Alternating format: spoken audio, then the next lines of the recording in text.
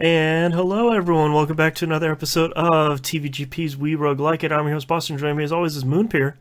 Hello. Let's talk about our fourth and final week of Darkest Dungeon. We have our own Eldritch Horror over there in the bottom right-hand corner of the stream.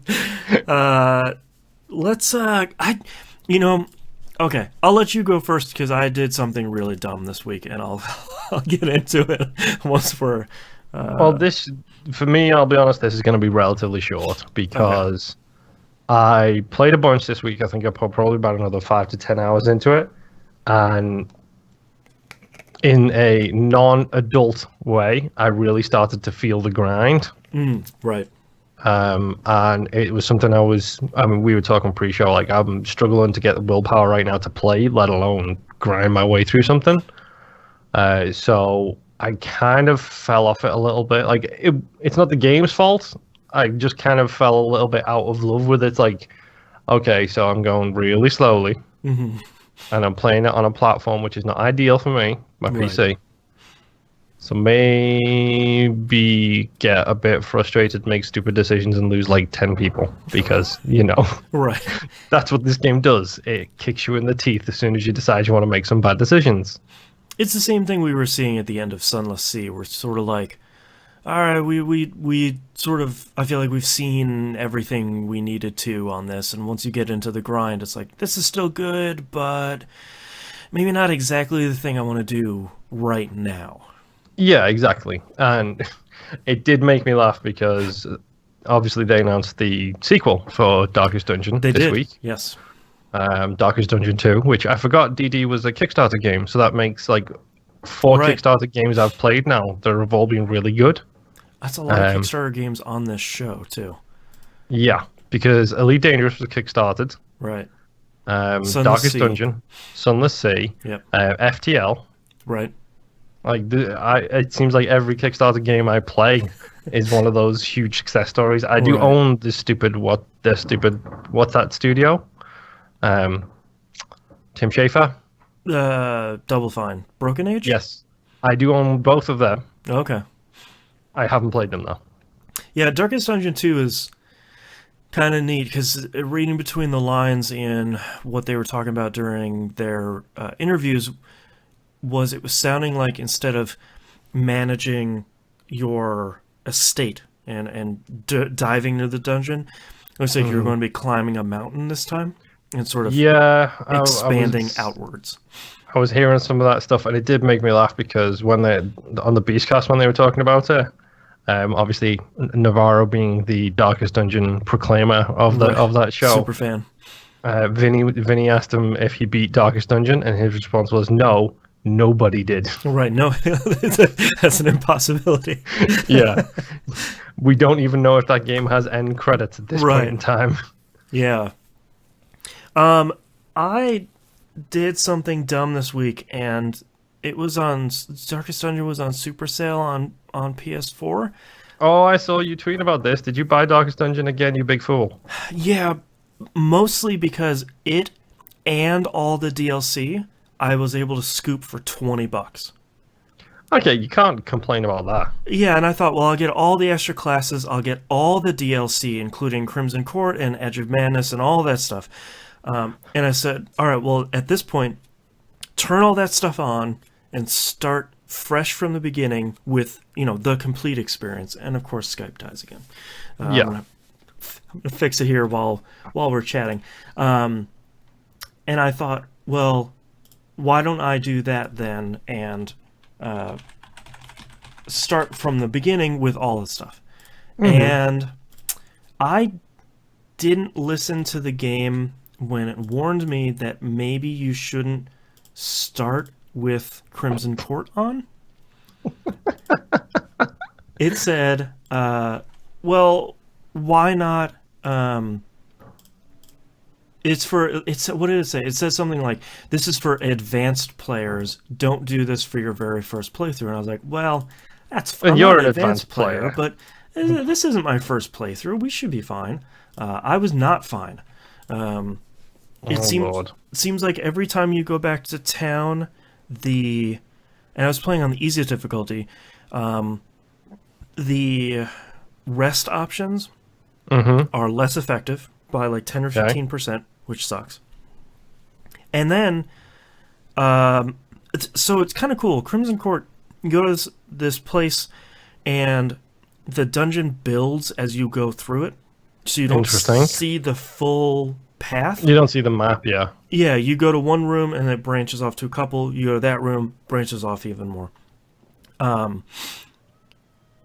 What I didn't realize that there was a mechanic there for an infectious blood disease that very quickly tore through all of my units and left basically my entire roster in a really bad spot.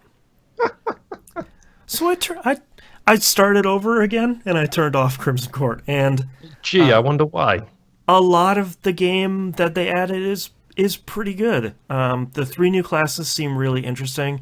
I have Shieldbreaker, which I haven't had come up in my roster enough to really say how to play it. Yeah. I have Musketeer, which is not that different from Arbalist as far as I can tell early on. Yeah, just mostly ranged attacks with a little bit of like buff and debuffing mixed in. Yeah, and it seems like it's more focused on de-stealthing people, which I know Okay. doesn't come into the game until after Yeah. like 30, 40 in-game days. And the last one is the Flagellant, which is Did no. Go Hold on. Did Yeah. you say flatulent or flagellant? flagellant. Not Okay, so someone who whips stinky. himself. Yes, which Okay. is a really interesting class because its normal attack, the animation looks like he hurts himself, but he doesn't. But there are a number of attacks that he has where he will inflict bleed upon himself. And then Okay. there are other attacks that spread that bleed from him to the entire enemy team. Interesting. And with him, you can stack bleed on top of itself on the enemy team. So it might do 3 damage for 2 rounds first time. Next thing you know, it's going to do 7 damage for 2 rounds, then 10, 13, and so on. So Interesting. yeah, especially on bosses, you can start doing like 30 or 40 damage per round if you can get him in a pretty good position. So he's like a super dot expert. Yeah, with also this weird thing that he gets super powered when he's under 40% health. And a lot of times what that means is he'll take a little bit extra damage, but when he does, he heals the whole team. Handy. It's a really weird class that I really, really like, and it's one of those where I was like, oh great, I can get bleed on myself, woohoo, like the one status effect I don't want. Yeah, it's a bit like playing with the Jester where it's like, oh god, he moves around so much, and then you realize that in moving around, he's making his finale move so much more powerful. Yep. It's one of those ones where it's an atypical character class for a 10-based strategy game. And it's one of those things that I think this game does so well is it gives you those weird classes that you look at them and you're like, oh, I'm gonna hurt myself. Like this doesn't make any sense. And the next thing you know, it's like, all right, I want 4 of those in my roster. One is coming every time I'm going to the dungeon. I did find another thing for the PS4 version. I ran into a quote-unquote bug that apparently a lot of other people have with the PS4 version, where all of the text is very blurry in the game. Okay, again, I hate to ask this question again. Yes, sir. What's your prescription again? No comment. Okay. Just double checking. What it turned out to be, actually, is the sharpness on my TV was set to 0. That's not going to work. Okay. When I set the sharpness to 40, that game looks real great. Okay. So if you're on the PS4 like me and you're running into some blurry text issues, check sharpness on your TV. 2 things real quick to wrap up, or before we wrap up here. So thankfully, T-Bomb Rock sent us in a question. We'll get to that here in a second. 2 quick things that I misspoke about last week. Number one, the journals you pick up from in the dungeon. Yes, you figured out what they do. Yes, the tree in the middle of your estate where you can listen to all his. Yeah, all the records of Right, your it's at past the people. bottom of that screen. Okay. They're just text journals that fill in some of the backstory. So nothing Okay. super exciting, but it's there. Um, Yes. and I mistakenly said that the Switch and PS4 versions don't have pick up all. I was wrong. I just need to hold the button and it will pick up all of them. So they don't really tell you that, but I'm guessing you figured this out during a tutorial tooltip on the PlayStation 4 version. no, there wasn't a tooltip as far as I could tell. I just held it too long by accident once, and it started filling in a circle around the button. It's like, oh no. Okay. Yeah. Before we wrap up this game and then talk about what game is coming up next, let's hit the question from T-Bomb Rocks in Discord. It says, would you want the narrator for Darkest Dungeon to do a voice pack for Siri/Alexa, etc.? Even though his tone is depressing, there's also times where he's oddly energetic enough that would get me excited to get to my next destination. Give me a Darkest Dungeon Dota announcer pack. Would I be believe hilarious. there is one. There's a Dota announcer pack for everything, so it wouldn't Yeah. surprise me. Yeah, let's look at Darkest Dungeon announcer pack featuring Wayne June, which is that guy's name. It's for sale, and he has, boy, there's a lot of lines here, man. Yeah, Dota announcer packs are no joke. Yeah, there's just hundreds of lines here. Jeez.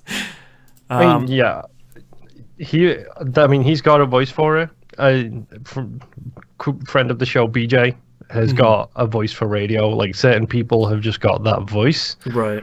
Well, like, go and listen to anything BJ says in like the movie trailer announcer guy voice. Like, he's just got one of those voices. Yeah. Same with this guy. It's like, yeah, you release a voice pack for anything, and if it's better than Stupid Robot Lady, I'll probably take it. It's like the Bastion announcer, or the Yes. narrator, where it's like, okay, yeah, like you're gonna narrate the hell out of this game. Mm-hmm. And it's so good. Yeah, yeah, I would like that guy to be in some of these voice packs. I think some of that would be funny, especially for Alexa, where it's like, you set a timer for 15 minutes, and he's like, 15 minutes, the Eldritch Horror spawns. Give me a voice pack with the GPS. Turn left to certain doom in 200 yards. Back to the pit. All right, anything I guess you want to say about Darkest Dungeon before we talk about our next game? No, I mean, there was some really good conversation in our Discord about it this week, how it feels a little less roguelike-y, which I'm sure will be brought up in our next episode. Yeah, the releasing alongside this will be our ranking episode where we scientifically figure out where it goes in our ranking. But Monkey Senior in Discord did bring up a great point that if somebody likes Isaac and is looking for the next step, like what should I play next, Darkest Dungeon probably isn't the next step that they would recommend, which I would enjoy I would agree with, because I agree with them that it's less of a. If you look at something like Isaac and Gungeon and Risk of Rain, those are all similar games where you're doing multiple runs and you have permadeath. And I think the point that Monkey Senior brought up is it's surprising at how much your units, especially in the early game, don't matter in this game, and that feels a little bit antithetic to the genre.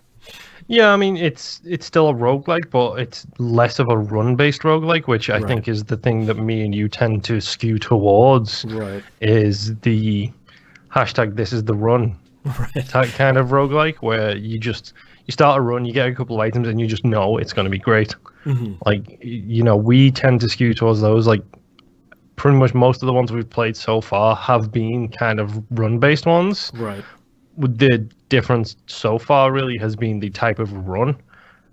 Sunless Sea being a prime example of a very slow run, whereas this is more a case of death is permanent on units that at first don't feel like they matter in the slightest.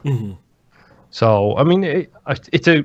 I'm not trying to bash the game. I actually do genuinely love the game. The art style is one of the most impressive art styles I've seen in a long time. Oh, yeah. But right now, I'm not feeling it myself. Yeah. And that's not the game's fault. Again, something similar we discussed with Sunless Sea. It's like, that's not the game's fault. That's me right now not feeling it, but I'm not feeling games full stop right now. Right. So it's one of those things where it's like, I would like to think I will go back to this. I don't know if I will. Like, since we finished it, I have gone back to Crypt of the Necrodancer. Yeah. I have gone back to Ziggurat since we did a game club on it. Right. Like, I've gone back to these games. This is one that I'm probably going to be sitting on for a while before I think about it. Also, hopefully, if I can get some way of playing it that's not sitting in an office chair, right, staring at my PC kind of thing. Yeah. The one thing I forgot to mention when I was talking about the DLC is the district system, where you can start building up the town outside of the estate. Interesting. And there are larger goals that you're looking forward to, like the tavern, I think. When you build that up, it takes hundreds of heirlooms. But when you build that up, your team doesn't get hungry in the dungeon anymore, and Handy. It gives you free food every once in a while. There are buildings that strengthen specific classes and stuff like that. So there are, I think, for me, some of the stuff they introduced in the DLC starts having it lean more towards having some of those, like Rogue Legacy. Yeah, like the permanent upgrades kind of thing. Yeah, it took some of that permanent upgrade stuff that I think I love so much in the genre. Yeah, I think for me, I'm really sad to see Darkest Dungeon go from the show. I'm definitely going to keep playing it. Well, considering you put 20 hours into it into the first week, right. Yes, this is a game that I think is going to be on your platter for a little while. Yeah, it's definitely one of those games that I think it really is the right game at the right time, and it really did click with me. Sort of in the opposite way for it did for you, where it's the right game that just landed at the wrong time. Yeah. I think we definitely agree that this is an incredibly well-made game. I think the deeper I dig into it, the more that it gets the badge on it that says, hey, it's one of my favorite games of all time. Yeah. Like we were talking about at the top, I'll probably never finish this game. I might just sort of fart around at the level 3 or level 4 parts of the game forever. Yeah. But it just, to me, it's so well made, and it just ticks so many boxes. And there's something really special about Darkest Dungeon. I really love it. Oh yeah, like without a shadow of doubt. I mean, to say special is right, because this game is something special. I mean, it's a small indie developed game. I think it's, what was it? It was kickstarted. It's being put out. There is something to it, and it's something that, to be honest, like, I might go back to it. I probably won't, but I might. But anyone who listens to the show on a regular basis knows the woes of my hard drive issues. So right. It's one of those things where it's like, do I play Darkest Dungeon or do I play X, Y, and Z other games? Right. Well, and I think Darkest Dungeon being so great as their first attempt makes me really excited for Darkest Dungeon 2, because if they can start back from the foundation and build up something that they learned all their lessons from the first one, they can say, all right, this stuff worked, this stuff didn't, we want to introduce this stuff, and we'll pull out some of that stuff. I think that, for me, makes Darkest Dungeon 2 a day one purchase, hands down.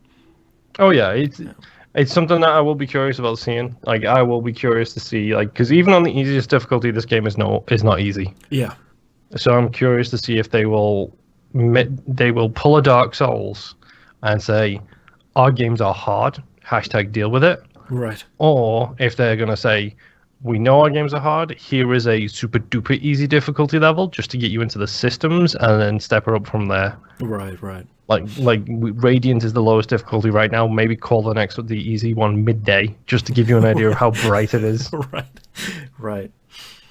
All right, well, that's Darkest Dungeon. Let's talk about our next game, which is The Swords of Ditto. Comes out on PC, PS4, Linux, and OS X. I really don't know anything about this game other than there was a news story recently of someone saying, hey, Swords of Ditto is really great. Make sure you play the story far enough because it gets really good at a certain part, even though it doesn't seem like it does at the beginning. Yeah, I remember when this came out. It got a lot of love on my timeline on Twitter. It got a whole bunch of love on my timeline, and it's actually going to be interesting to go and see what all the fuss was about. Right, yeah.